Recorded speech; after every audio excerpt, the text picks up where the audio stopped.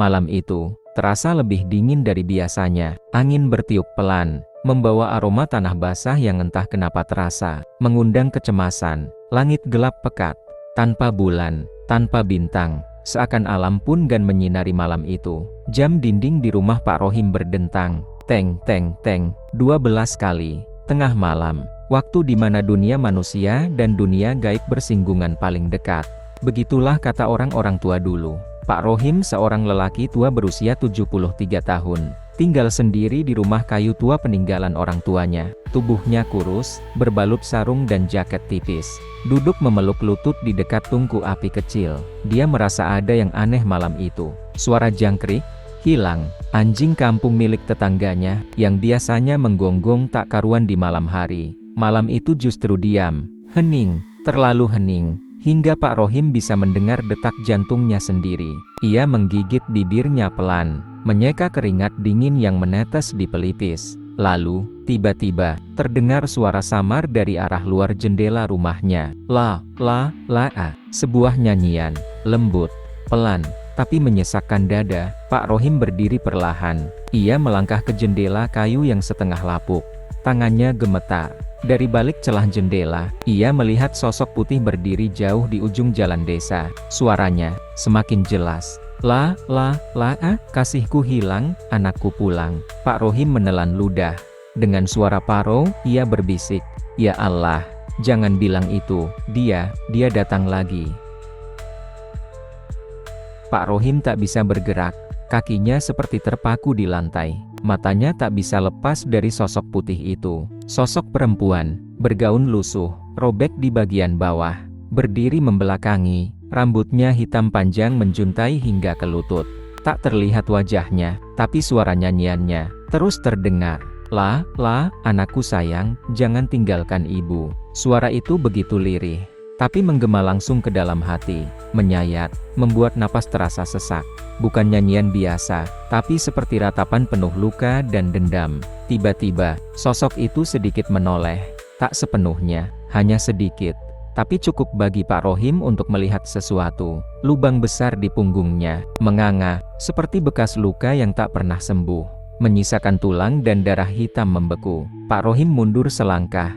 "Astagfirullah, sundel bolong," bisiknya lemah. Tiba-tiba lampu minyak di rumahnya padam. Angin kencang menerpa, menerbangkan tirai, menggetarkan dinding bambu tua, dan suara itu tiba-tiba berhenti. Sunyi, hening, mencekam. Lalu terdengar 3 ketukan pelan di pintu rumah. Tok, tok, tok. Tok, tok, tok. 3 ketukan itu terdengar pelan. Namun setiap dentingnya seperti memukul langsung ke jantung Pak Rohim. Ia berdiri mematung, berusaha menenangkan napas yang mulai tak beraturan. Tangannya menggigil, keringat dingin menetes dari pelipis hingga dagu. "Siapa, malam-malam begini?" gumamnya lirih. Tapi tak ada jawaban. Pak Rohim melangkah pelan ke arah pintu. Langkahnya goyah. Sendal jepitnya terseret pelan di lantai papan yang mengerang kecil. Ia mendekat, lalu menempelkan telinganya ke pintu kayu tua itu. Sunyi, tapi tiba-tiba, tok, tok, tok, 3 ketukan lagi, kali ini lebih keras. Seperti seseorang yang sangat ingin masuk. Pak Rohim mundur 1 langkah. Dadanya berdegup kencang, wajahnya pucat. Lalu, dari celah bawah pintu, muncul tetesan air berwarna merah. Seperti darah, yang merembes pelan, membentuk aliran menuju kakinya. Pak Rohim tertegun. Darah. Lalu terdengar suara wanita, lembut, namun dingin, tepat di balik pintu. "Tolong bukakan, aku hanya ingin bertemu anakku." Pak Rohim terdiam, napasnya memburu. Suara lembut itu masih menggema di telinganya. "Tolong, bukakan pintunya, Pak. Aku hanya ingin bertemu anakku." Namun suara itu, dingin, tidak wajar, terlalu pelan, terlalu tenang. Untuk seseorang yang sedang menangis. Tiba-tiba ia teringat pesan dari almarhum kakeknya dulu. Kalau tengah malam ada yang mengetuk pintu 3 kali. Dan suaranya lirih minta dibukakan. "Jangan pernah kamu buka. Itu bukan manusia, nak. Itu mereka yang tersesat di antara dunia, mencari tubuh baru." Pak Rohim memejamkan mata. Ia mulai membaca doa dalam hati. Mulutnya bergetar. "Allahu la ilaha illallah wa al hayyul qayyum." Tapi suara dari luar kini berubah menjadi isak tangis. lirih, menyedihkan. Aku ditinggalkan, aku dibunuh, aku dikubur hidup-hidup. Suara itu kini terdengar lebih dekat, seperti berada tepat di balik daun pintu. Hanya dipisahkan selembar kayu lapuk. Pak Rohim nyaris jatuh terduduk. Tangannya berusaha menggapai tongkat di sudut ruangan. Dan saat ia mencoba meraih tongkat itu, suara tangis berubah menjadi tawa, pelan, serak, menyayat. Hei, hei, hei, kau takut padaku, ya? Tawa itu tidak manusiawi, terdengar seperti dua suara yang menyatu. Suara wanita, dan suara sesuatu yang jauh lebih kelam. Pak Rohim akhirnya menjatuhkan tubuhnya ke lantai. Tangannya bergetar hebat. Matanya nanar menatap pintu, yang kini mulai bergetar pelan. Krik, krik. Kayu tua itu seperti ditarik-tarik dari luar. Engselnya berderit. Pak Rohim mengerang lirih. Ya Allah, lindungi hambamu ini. Tiba-tiba, tetesan darah dari bawah pintu berubah menjadi aliran, merembes cepat, mengenai kaki Pak Rohim, dingin, lengket. Lalu, kriik, pintunya terbuka sendiri, perlahan, tanpa disentuh siapapun. Dari celah pintu yang terbuka, asap putih tipis masuk ke dalam rumah, dan di balik kabut itu, tampak kaki seorang perempuan, kaki pucat, penuh luka, melangkah perlahan ke dalam rumah, meninggalkan jejak darah di lantai kayu. Pak Rohim terengah-engah.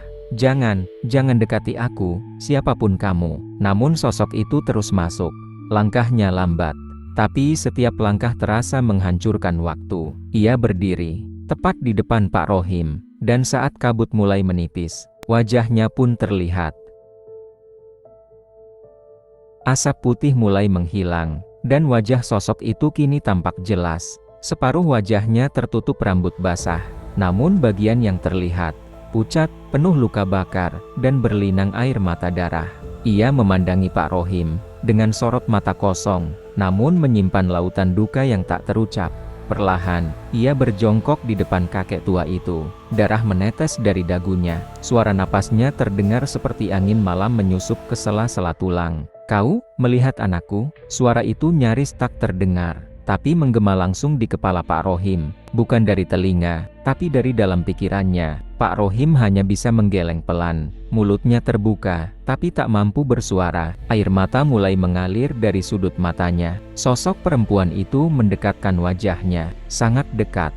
Hingga Pak Rohim bisa mencium bau busuk daging membusuk dan bunga Kamboja. Ia lalu berbisik, "Anakku, masih hidup, bukan?" Dan sebelum Pak Rohim sempat menjawab, tiba-tiba sosok itu berteriak kencang, memekakan telinga, hingga jendela rumah pecah, dan lampu minyak meledak. "Kau dusta!" Suara jeritan itu memecah malam. Pekik panjang penuh amarah dan luka, seolah berasal dari dasar neraka. Kaca jendela pecah, lampu minyak menyala liar, dan api kecil menjilat tirai bambu tua. Pak Rohim memejamkan mata, tangannya menutupi telinga, mulutnya menggumamkan ayat-ayat yang nyaris tak terdengar. La ilaha illallah, la ilaha illallah. Tiba-tiba, angin kencang berhembus masuk dari jendela yang pecah. Tirai beterbangan, asap dan api saling menyambar. Saat ia membuka mata, sosok itu telah menghilang. Tak ada suara, tak ada nyanyian, hanya bau terbakar dan udara dingin yang membekukan tulang. Pak Rohim terdiam, menatap lantai di hadapannya. Jejak berdarah masih basah. Tersisa langkah terakhir dari perempuan yang baru saja menghantuinya. Tapi, di tengah-tengah genangan darah itu, ada sesuatu yang membuat darah Pak Rohim membeku. Sebuah benda kecil, tergeletak begitu saja, boneka kain usang, dengan satu mata kancing copot, dan tulisan kecil di dadanya, "Untuk ibu." Pak Rohim bergumam dengan suara gemetar, "Ya Tuhan, itu mainan milik anaknya." Pak Rohim memegang boneka itu dengan tangan gemetar. Dingin boneka kain itu menyentuh kulitnya yang keriput. Hatiku terasa berat, seperti ada sesuatu yang mengikatnya kuat di dalam dada. Tiba-tiba terdengar suara langkah kaki di halaman rumah. Sesh. Pak Rohim menahan napas. Matanya mencari-cari sumber suara di kegelapan. Suara itu semakin dekat. Lalu, sebuah bisikan lembut menyusup ke telinganya. "Ibu, anakmu pulang." Jantungnya berdegup sangat cepat. Ia menatap pintu yang terbuka sedikit. Seperti ada bayangan yang menyelinap masuk, meninggalkan udara dingin membeku. Pak Rohim gemetar, berusaha berdiri. Tapi tubuhnya terasa berat sekali, seperti ditimpa beban tak terlihat. Dalam hatinya, dia tahu, malapetaka itu baru saja dimulai. Bayangan itu melangkah pelan masuk ke dalam rumah. Udara di sekitarnya terasa semakin dingin, seolah membekukan setiap sudut ruangan. Pak Rohim berdiri terpaku, matanya membelalak, tubuhnya gemetar tak terkendali. "Anakku, anakku," bisik sosok itu pelan, namun penuh kepedihan. Suara itu seolah menembus dinding dan menembus jiwa. Pak Rohim hampir roboh, namun ia mencoba untuk berbicara. Aku tidak tahu di mana dia." Tiba-tiba, dari sudut gelap kamar, terdengar suara seorang anak kecil menangis. Lembut, penuh kepedihan. Suara itu membuat Pak Rohim membeku. Hatiku terasa hancur. Bisakah ini jawaban dari tangisan itu? Suara tangisan anak kecil itu semakin keras, mengisi setiap sudut rumah yang gelap dan dingin. Pak Rohim menunduk, air mata mengalir tanpa bisa ditahan. "Anakku, di mana kau berada?" tanyanya lirih, penuh harap dan takut. Tiba-tiba, suara wanita itu berubah menjadi teriakan penuh dendam. "Kau dusta, anakmu telah pergi, dan aku takkan pernah tenang." Seketika, udara menjadi membeku, ruang menjadi sunyi, hingga hanya suara detak jantung yang terdengar. Pak Rohim merasakan tangan dingin menyentuh pundaknya. Ia menoleh perlahan, tapi tak ada siapa-siapa, hanya bayangan gelap yang melayang di sudut ruangan. Kabar tentang nyanyian sundel bolong itu menyebar cepat ke seluruh desa. Orang-orang mulai mengunci pintu lebih awal, tak berani lagi melewati hutan bambu saat malam. Beberapa keluarga memilih pindah, meninggalkan rumah dan kenangan mereka. Suara nyanyian itu kini menjadi momok, menghantui mimpi-mimpi warga. Anak-anak menangis tanpa sebab, dan hewan-hewan di desa mulai menghilang satu persatu. Pak Rohim, meski sudah tua dan lemah, berusaha bertahan dan melawan rasa takut yang terus membayanginya. Setiap malam Jumat, nyanyian itu selalu datang kembali, mengalun lirih di udara dingin, mengusik ketenangan jiwa yang rapuh. Warga yang dulu berani kini memilih menutup rapat jendela dan pintu. Tak ada yang berani membalas nyanyian itu, karena mereka tahu, ikut bernyanyi berarti mengundang maut. Suara itu bukan hanya mengganggu, tapi mengikat mereka dalam ketakutan yang dalam. Pak Rohim duduk termenung di pojok rumah, matanya kosong menatap lantai. Dia tahu, malam ini nyanyian itu akan datang lagi. Malam itu, nyanyian terdengar lebih dekat dari biasanya, seolah berada tepat di belakang rumahmu, di luar jendela yang hanya kamu tahan menatap. Suara perempuan itu merayap masuk, mengisi setiap sudut dengan kesedihan dan kemarahan. Jantung berdetak semakin kencang, napasku tersengal, hatiku berteriak, tapi aku hanya bisa diam. Nyanyian itu memanggil dengan nada yang tak bisa ditolak. Malam itu, aku duduk di kamar, berusaha menenangkan diri, namun suara itu datang lagi. Nyanyian yang sudah membuatku merinding sejak dulu.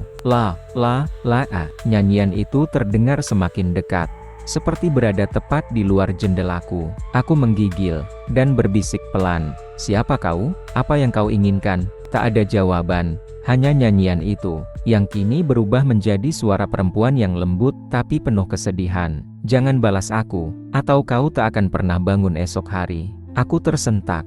Suara itu bukan lagi sekadar nyanyian, ia sebuah peringatan. Aku terdiam, hatiku berdegup kencang. Dalam hati aku berkata, aku tidak ingin mati seperti mereka yang dulu. Namun, suara itu terus memanggil, membujuk dengan irama yang memikat dan menyiksa. "Ayo bernyanyi bersamaku, biarkan aku membawa kau pulang." Aku menghindar dari jendela, menutup tirai secepat mungkin.